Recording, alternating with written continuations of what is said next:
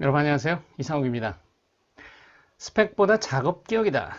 핵심 능력에 대해서 한번 얘기를 해볼까 합니다. 여기서 말하는 이제 핵심 능력이라는 것은 일이나 우리가 공부를 할 때 꼭 필요한 능력, 정말 중요한 능력을 뜻한다고 보시면 되겠습니다.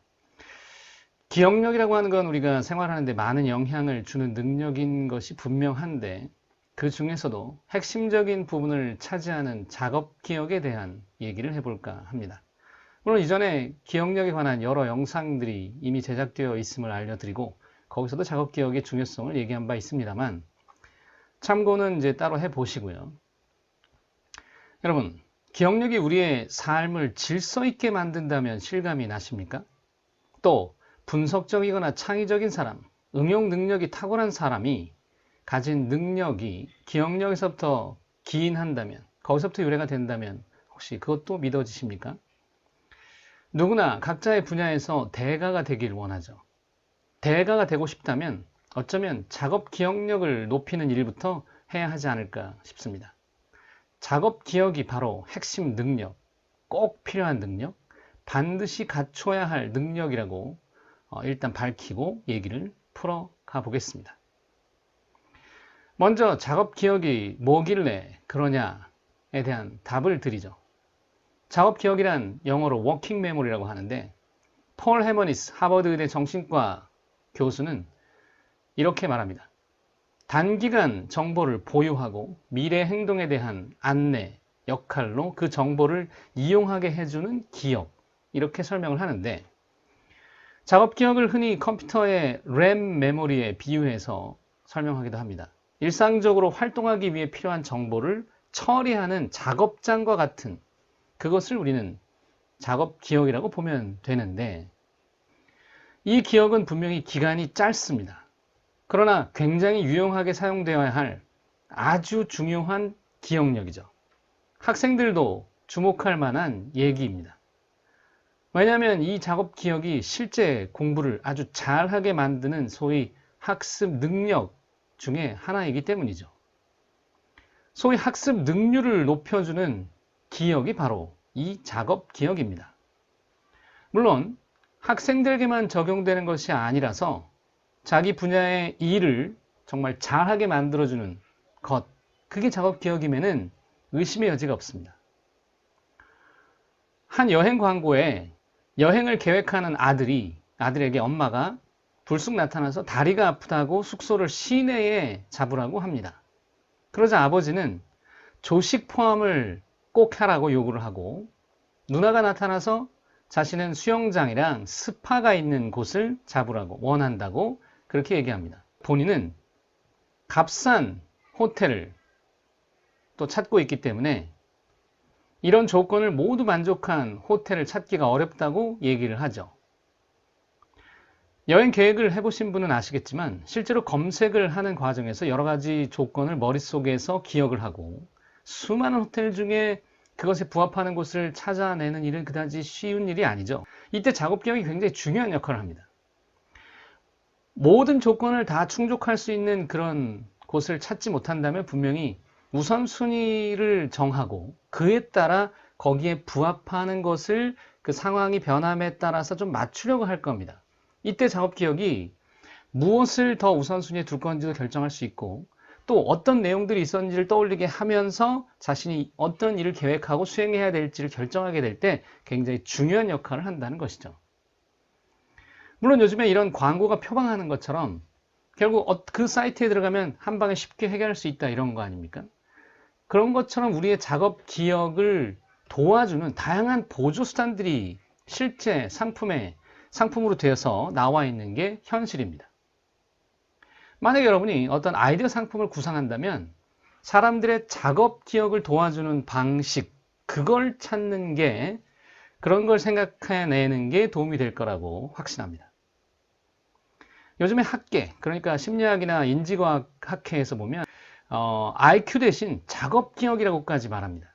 더불어 작업 기억을 측정할 수 있는 어떤 방법까지 등장을 한 상태이죠.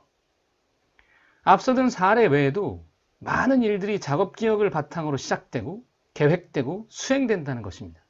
어떤 일이든 말이죠. 이렇게 중요한 작업 기억의 특징을 다시 한번 정리해 보자면 정보를 공유하고 정보를 처리하고 앞으로의 행동을 계획하는 역할을 합니다. 이런 작업기억이 좋은 사람은 질서 있는 삶을 산다고 폴 해머니스 박사는 말합니다. 작업기억이 좋은 사람은 정보를 수용해서 심사숙고가 가능한 사람이고 더불어 그것을 새롭고 다양한 방식으로 바라보는 사람이기 때문에 심지어 우리는 그런 사람을 가리켜 분석적이거나 창의적이거나 응용 능력이 탁월한 사람이라고도 볼 수가 있는 것입니다.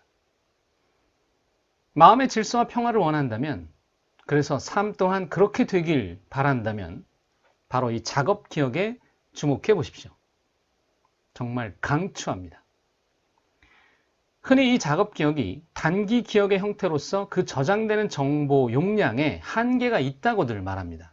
하지만 유니버시티 칼리지 런던 연구소가 사이언스라는 잡지에 기고한 자료에 의하면 작업 기억의 정보 한계도 그 범위가 매우 탄력적이라고 합니다.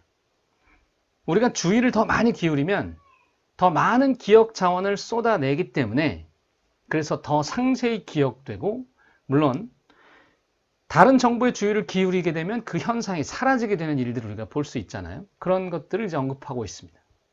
그렇다면 우리는 이 작업 기억을 높이는 방법, 어떤 비법을 다시 새겨볼 필요가 있겠죠. 작업 기억을 높이는 방법 첫 번째는 주의입니다. 소위 attention이죠. 주의력.